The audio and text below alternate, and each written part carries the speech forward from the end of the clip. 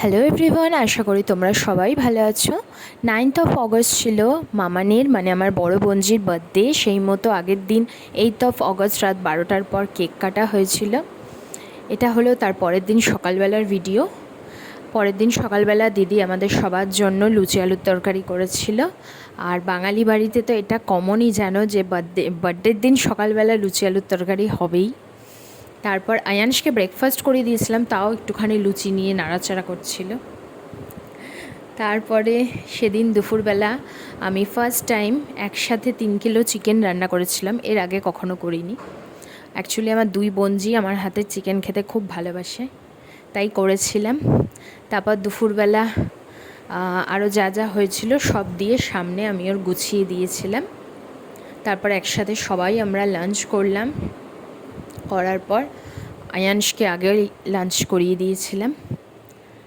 তারপর সেদিন সন্ধেবেলা আমরা আমি আয়ানশ আর রুম্পাই আমরা তিনজনে মিলে একটুখানি নিচে কিছুক্ষণ ঘুরলাম, কারণ যাওয়ার পর থেকে এত বৃষ্টি হচ্ছিল যে দিদিদের কমপ্লেক্সের নিচে ওখানে আর ঘুরতে পারছিলাম না।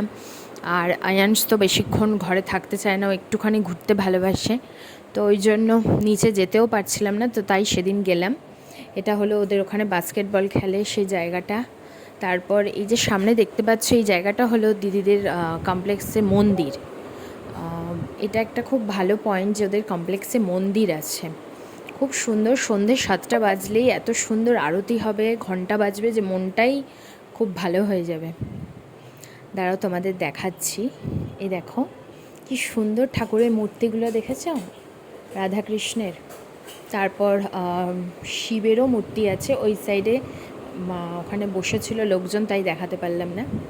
তারপর আমরা ওখান থেকে একটুখানি কিছুক্ষণ আরও নিচে ঘুরলাম, একটু পার্কে গেলাম। পার্কে গিয়ে এখানে দেখছিলাম সব বাচ্চারা কী সুন্দর পার্কে খেলছে।